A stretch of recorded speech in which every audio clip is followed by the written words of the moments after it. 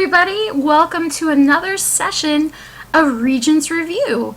This time it's reform, and you may notice I have a circus background. Why?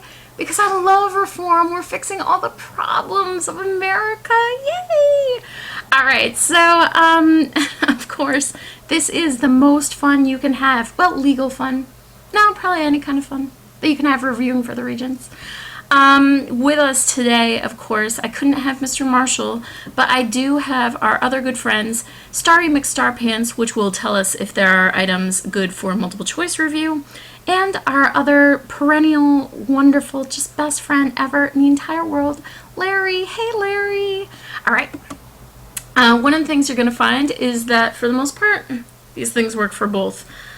So maybe you should pay attention. Maybe you should watch this once, maybe twice, maybe 20 times before the Regents. Just listen to me as you go to sleep. My melodious voice will carry you off to wonderful American history dreams.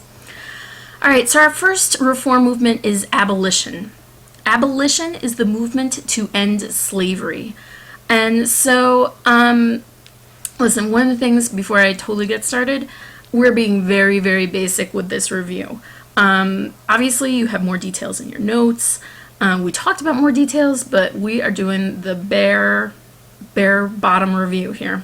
So some of the people that you need to recognize associated with the abolitionist movement. William Lloyd Garrison, he's from Boston. He published a newspaper called The Liberator. He's all about our words will set us free. Well, not really us, he was white, but our words will set them free. Frederick Douglass, who had been a former slave who escaped, who had to actually raise money to buy his freedom, who ends up being awesome and getting to go to the White House. He's another major player, and Harriet Tubman. So if you see these guys and gal listed on a multiple choice, associate them with the abolition movement. Then we also have John Brown. So John Brown is someone that you definitely see in the multiple choice, but man, if he doesn't make something to write a really nice essay about, because he's got a great story. Great in that it's extreme. So if you remember, which I'm sure you do, all these different acts are getting passed as time goes on to deal with slavery. What territories or states are going to be slavery-free. So you have the Missouri Compromise, followed by the Compromise of 1850, and then we had the Kansas-Nebraska Act. Now what ends up happening is these states were supposed to be, because they're north of the 3630, they were supposed to be free under the Missouri Compromise, but, well, our good friend Stephen Douglas says, well, why don't we let them have popular sovereignty, the right to vote, to decide whether or not they're going to enslave other humans. Yes, I'm being just, ugh. Anyway, so what you get as a result is people from across the country moving to Kansas, which is the first one to vote, and among them are John Brown and his sons. They're actually from New York State, which is nice that we have New York State involved even in Kansas. And so what he does is he makes it his mission, him and his sons, to kill a bunch of people who are pro-slavery. And you end up, they kind of call it the pre-Civil War, where people in Kansas are fighting against each other, both for and against the expansion of slavery. John Brown lives to fight another day at Harper's Ferry, which is in present-day West Virginia, but back then Virginia. And he decides he's going to lead a slave rebellion, captures this arsenal that doesn't have any weapons in it, or very few weapons, gets captured, gets hung, and becomes seen in the North as a martyr for the abolitionist cause. They even sang a song called John Brown's Body, which I think is depressing, but whatever you like to do in the 1860s.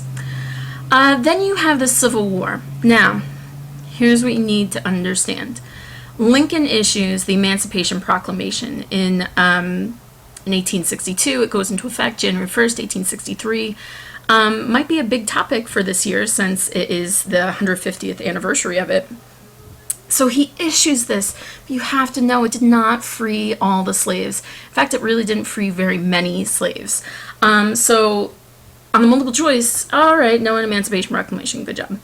For the essay, you could talk about how it freed slaves in the states in rebellion, which Lincoln did not have control over.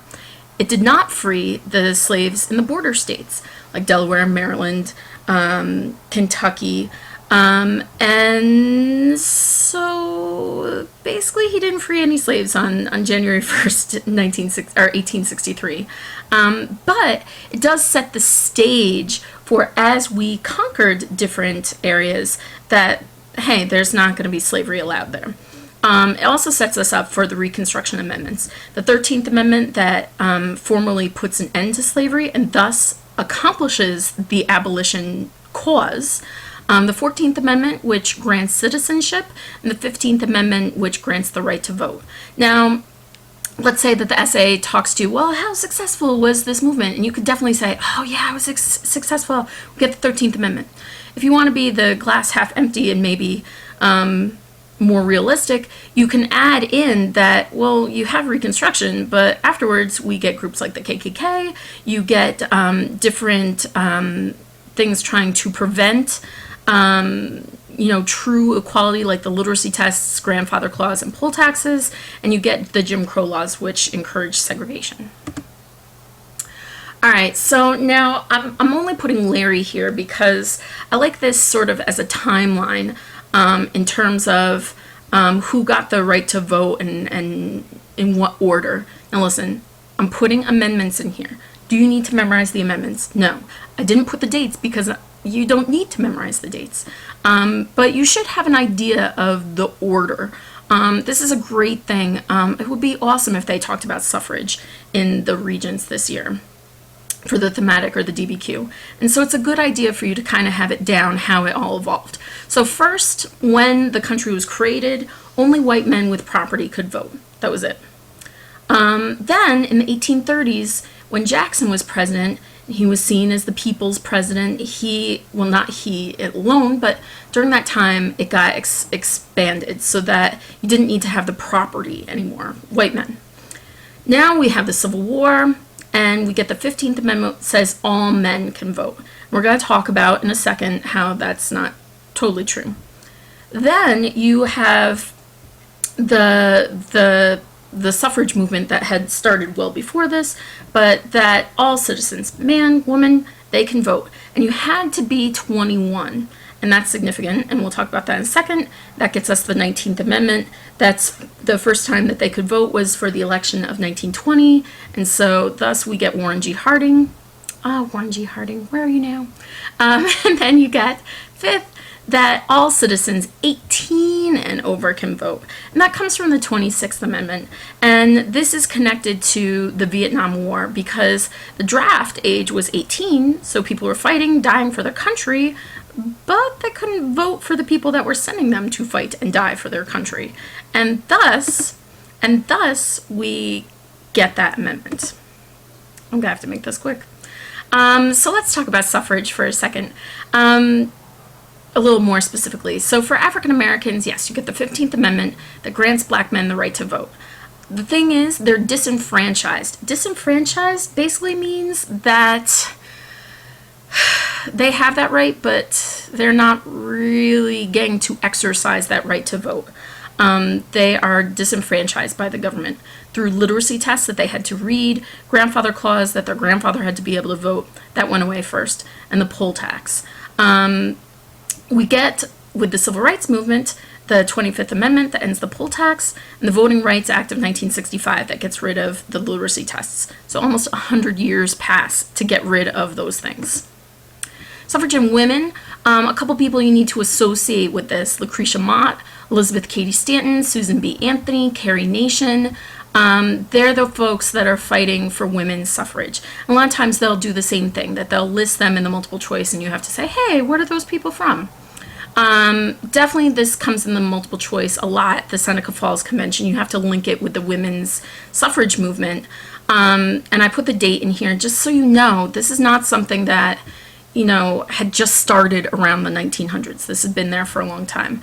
And what they issued during this is the Declaration of Rights and Sentiments, where they say all men and women are created equal. And finally, they achieved that goal in the 19th Amendment, where women get the right to vote. All right, folks, we are going to stop for now.